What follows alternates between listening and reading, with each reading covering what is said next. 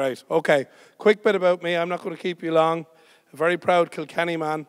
I remember I was growing up, my father was actually in business in Kilkenny. He ran a hotel called the New Park Hotel. Was in our family for nearly 50 years. And I remember I wasn't sure what I wanted to do when I left school. And I said to him, I'm thinking of going to DIT and studying hotel and catering. And the first thing he said to me was, well, you know something, there's no job for you here. And I said, that's okay, because I don't want to work here anyway. And off I went to DIT. And like the previous speakers, I didn't get to work in Lily Bordello's, but I worked in the Peppermint Gardens as a chef. Most of you in the audience won't remember it, but it was a real cool place in South County Dublin, where they did things like tacos and guacamole and stuff that's all trendy now, but in those days the chefs couldn't spell it, never mind produce it. And I remember thinking that, you know, I was an average student. I got just enough points to get into college, so I wasn't, as I say, academically in down. But I remember one thing, that the difference I found when I went to college, the difference between when I was actually interested in the subject matter, I was interested in what I was doing in DIT, and when I started working, it all started to make sense to me.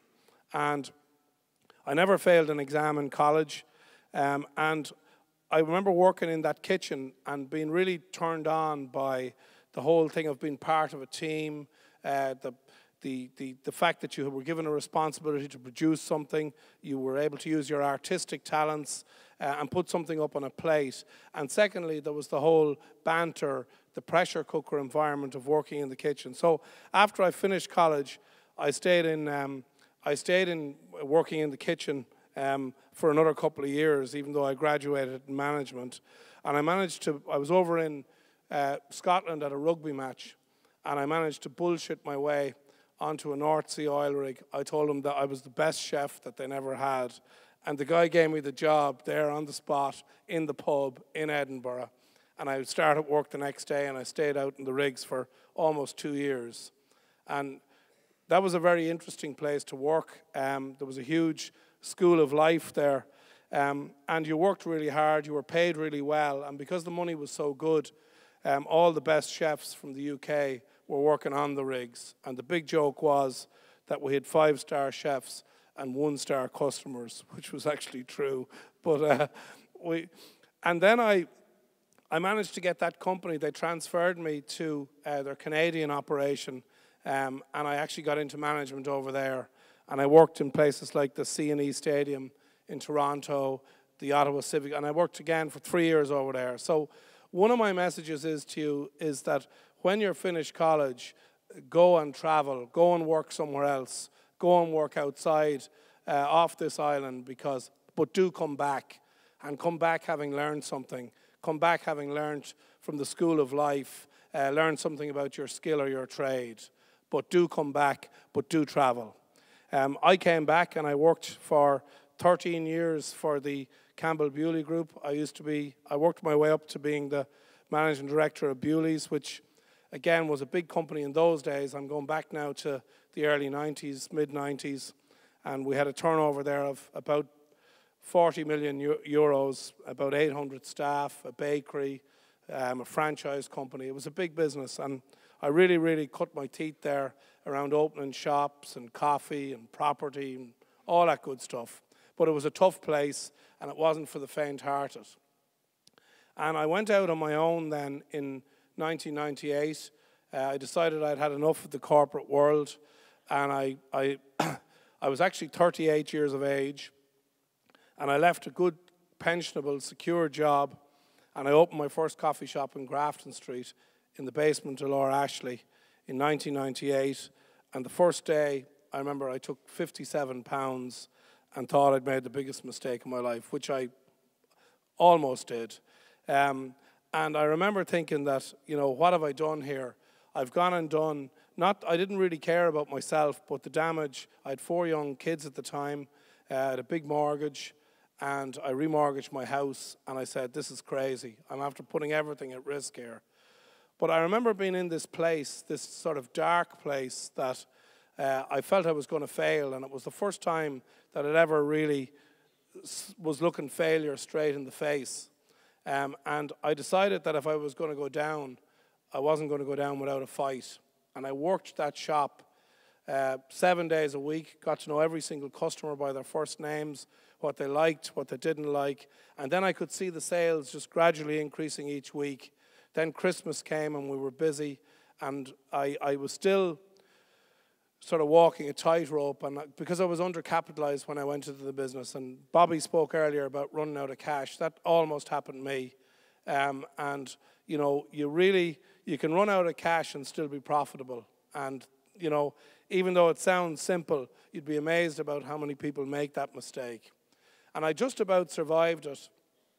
And then I opened another shop in Bagot Street, and I opened one in Dawson Street, and then I opened up in 2 shops up in UCD, and there I am telling jokes about them, and that was actually my turning point.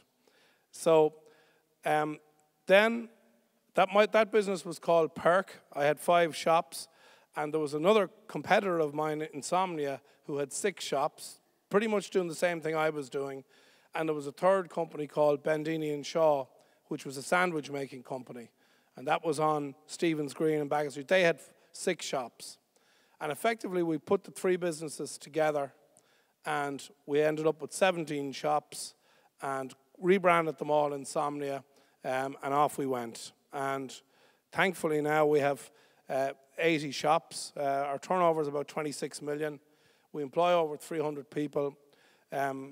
We were the first Irish coffee to go 100% fair trade, Irish coffee company, and I believe we're probably one of the only coffee companies that are 100% fair trade. And I'm of the view that if you do something, you'd be amazed by the amount of coffee companies that will have a lot of talk in their advertising about fair trade, but will only represent about 10% of their coffee. Every bean of coffee in Insomnia is fair trade, and it's something that's very much indoctrinated into the values of the company. And if you saw how much work and effort, fair trade is just to be clear about it, it's not a charity. All it does is provide a fair price to the grower. And I've been out to places like Nicaragua, Ethiopia, where the coffee's grown, and if you saw the work and manual labor that goes into the harvesting of even one bean, you'd actually never drink anything else. We roast our coffee to order, so it gets ordered today, it gets roasted tomorrow, and it gets delivered the next day. That's the system we operate throughout the 80 shops. And we have a wonderful partnership with BWG Foods, which is Spar and Mace. And as well, out of the 80 shops, 40 of them are in Spar shops, and there's another 170 bean-to-cup machines, just like over here in DCU, in the Spar shop, where thankfully, and we really do appreciate the fact that it's probably, I think, our 4th busiest bean-to-cup site is here in DCU. So that's a nice business, and it's a business that works. It's a model that we've fine-tuned, and it's been very, very successful for us. So a couple of things I just want to tell you. Set goals for yourselves around success, and I'm not a great believer in massive business plans or big reams of paper, but you should try and look at what success looks like. When I opened up my first shop back in 1998, I could actually envisage 10 shops. I never thought I'd have any more than that, but I could sort of vision having 10 shops in various places around the city. So have some look at what success looks like to you, and it's a way of setting a kind of a goal or a target for yourself. You'll have to change and duck and weave along the way, but do set out something that, you know, that sort of categorizes what success is for you. And success can mean different things to different people. Some people see financial success as being hugely important. I don't, as it happens, but I think, you know, achievement, getting your business out there, getting your brand out there, and running your business successfully, employing a lot of people, to me that's success. Keep it interesting. Just as you were talking about technology, we invested in technology and Insomnia seriously, about 6 or 7 years ago. We have a loyalty scheme, which some of you will know, where if you tap on the cash register, It registers every coffee you buy, and effectively, you don't have to have any of these cards or stamps or any of that kind of thing. And about 40% of our customers use it regularly. And we've invented things like the flat, or we haven't invented them, but we embrace drinks like the flat white, which is an Australian drink, which is now our 4th most popular drink. We partook in Operation Transformation about putting calorie counts up on our menu boards, and we found a typical Irish solution to an Irish problem. When you put up that a cappuccino has 220 calories, somebody looks at that and says, oh, that's very fattening, and you see beside it that there's an Americano, which has 10 calories, so you buy the Americano. Now, if you put that there's 600 calories on a double chocolate chip muffin, you ain't going to sell many muffins. And we sell about 25,000 muffins a week. And so what we said was, well, we'll put the calories up on the boards, and you'll see them when you go to buy a coffee. Yes, we happily tell you what the calorie count is, but if you want to know how many calories are in a chocolate chip muffin, we will tell you, but it's buried in at the very back of our website. You'll have to go through about 25 pages to find it, but we will tell you. And I don't make any apology for the fact that we are in the business of selling muffins. And I think we act responsibly, we act ethically, we buy from ethical people. And, you know, if you want to watch your pounds, as I have to myself, you know, it's up to you to maybe decide that you shouldn't have that last muffin. Just these these deals that we have here, we were the first people, and thankfully we decided back in 2007 that if we didn't offer value to the customer, we were going to go out of business. And if I bring you back to 2007, a sandwich, a typical sandwich and a coffee, would have cost you about $7.20 in Insomnia. We made we did a promo that you can buy any sandwich, any coffee in the shop, take out, large, small, for a $5. And then we did the same with a muffin and a coffee, which was originally €3. It's now $3.75. We weren't able to keep it at that, but it's $3.75. And 50% of all our sales are within these deals. So we really, really put it up to our competitors, the Starbucks and the Costas of this world. If you go and buy a sandwich and a coffee in either of those establishments, it'll cost you about €7 or €8. And we really, really, it's a strong value proposition, and by God has it worked for us. So with the difficulty now is that we're locked in to these promos, and we're terrified that if we actually changed the price point, that all our lovely customers might go somewhere else. So that can become a problem, but it's probably a good problem to have. We also work with other brands that are maybe bigger than us, that have bigger reach than us, and we get them to pay for everything. In other words, if we do a promo with Tesco, with the Bank of Ireland, with Visa, we'll twin up with them on promos, but they take all the cost. And what they want is our access to our locations, to our footfall of the number of people coming over our doors every week. So we do a lot of that. Now, we talked about free publicity. You've got to have, what we've done now is we've got each of the seasons. We used to work on promotions where you're sort of saying, oh, well, what will we sell this month, or what will we sell next month? Now we work 12 months out on our calendar of promotions: spring, summer, Christmas, back to school, all that. And we have to, because when you have 80 shops, the consumer has to see the same message in the same shop, in every different shop at the same time. So we've invested in print, in technology, just to make sure that that whole promotional thing is very well executed and organized. Use your contacts. We talked about, some of the speakers mentioned it earlier.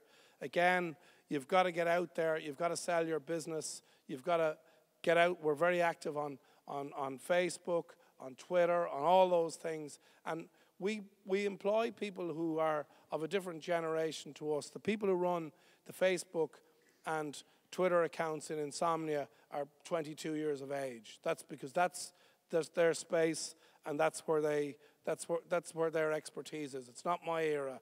but we've embraced all that. Get creative. Have a look at this guy here. It's a plumbing and heating company. You know, if he drove by you, it's funny. The name of the business is AIM. I don't know if that's something to do with men and toilet seats, but you know, do something that makes you stand out. If we take today, just this morning, the front page of the Irish Independent, GSOC. Guess where the cafe that caused all the problems for GSOC is? It's the insomnia underneath them. We didn't know anything about it. I open up the Independent today and read insomnia in Capel Street is the Wi-Fi. Our Wi-Fi was apparently the one that was hacked into. It's now on every media site. I got about 20 different calls from radio and TV stations about it today. There we are. All we're doing is, I said to Pat Kenny this morning, you know, all we're trying to do is sell cups of coffee. This isn't an Ipcris file or a spy that came in from the cold, or we're not spooks. All we're trying to do is sell coffee to our customers and give them good Wi-Fi. And we do. Wi-Fi is hugely important to us. People come into us, and it's important to us that they can, once they log on in one branch, that the same system applies everywhere else. So GSOC, there you have it. Our Wi-Fi is not to blame.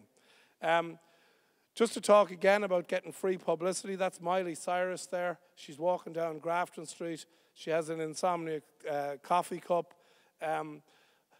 If you look at the poster beside it, that was our darkest hour here when the IMF came to town. There's a poor beggar man who begs at the top of Elvery's, at the top of Dawson Street and Stephen's Green. And they take a photograph of the poor beggar man, the IMF coming into town with the insomnia cup. A desperate day for Ireland, but our cup happens to be in the photograph. Now, if that wasn't bad enough, what they then did, one of the tabloids then took the shot of the IMF, took the coffee cup, and then superimposed poor old Brian Cowan's head on top of the beggar man. So we have a situation where Brian Cowan is sitting with an insomnia cup and the IMF come into town. This is all fun. It's a bit of crack, but it's getting our message out there. People know insomnia because they see it, they read it, they hear about it, and we get it out there.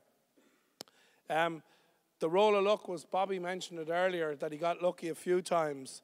I just want to tell you about this guy.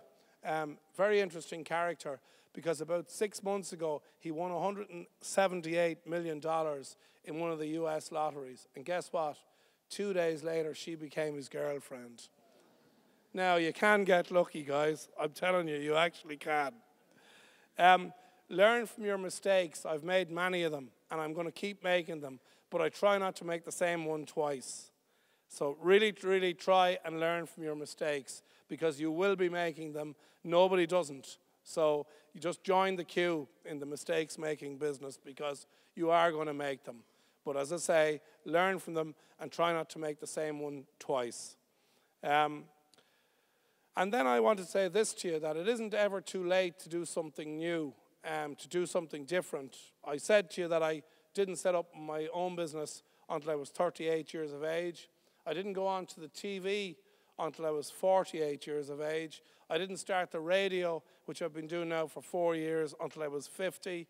We built houses. We built a house out in Zambia there in 4 days. We handed it over to the people. It took us 4 days. We raised 60 grand for Habitat for Humanity.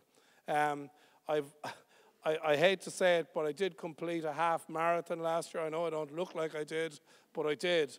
And again, it's something that I'm relatively new to, and I found great sort of spiritual solace in running.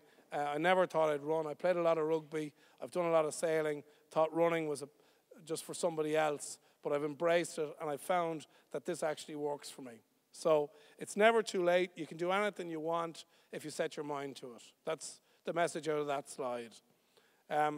Dragon's Den has been good. I was one of the originals of the species. I was there for the first 4 years of the series. I decided that with my 9 investments, I certainly had the good, the bad, and the ugly, if you look at an investment portfolio. Yes, and the light in the handbag didn't really work, but there you go. I have a few that are working. Uncle Aidan's Flour, The bin trasher has been very successful. It's on sale in loads of woodies around the country. And but you know, what's important for me is that I went through with all 9 investments. I'm still in touch and in contact and have a good relationship with everybody, every single person that I got involved with on the Den. And that actually means a lot to me, that what we did, what we said we were going to do. Some of them have worked, some of them haven't. But it's what was great for me around that is working with somebody who has a dream, who has a product, who has a vision, and maybe that I can impart some of the mistakes that I've made. I can help them get it to market, and I've found it absolutely great. But I don't want any more than 9, and I decided I was going to probably go broke if I kept investing in Dragon's Den, so I decided to move on. I did have a video for you, but I'm not allowed to play it because I don't have enough time. It was a compilation of Dragon's Den funnies, but we can look at that another day. And what I do want to do is I want to leave you with these top 10 tips. Now, they're not business tips, and I just want to go through them briefly with you. Number 1, forget the begrudgers. Stop listening to Joe Duffy. Listen to me on Saturday morning. I'm much more positive than upbeat. Number 2, really, really important and particularly as we're talking to students, enjoy what you do. Pick something that you like doing and go and do it. If you find you've unfortunate enough to have chosen something that you're not enjoying, get the hell out of it and do something else. Number 3, it should be number 1. It's all about business, it's all about family, and it's all about health. Really, how many breakfasts can we eat? How many apartments do we need in Bulgaria? We've stripped back all the bullshit around what people need, and really it's about health and it's about family. And as you get older, you will actually realize that. I didn't realize it when I left college either, but you will come around to that point of view, be assured. Number 4, there's massive value out there. You go out there and get it. You can negotiate with anybody. Kieran mentioned it earlier about negotiating deals.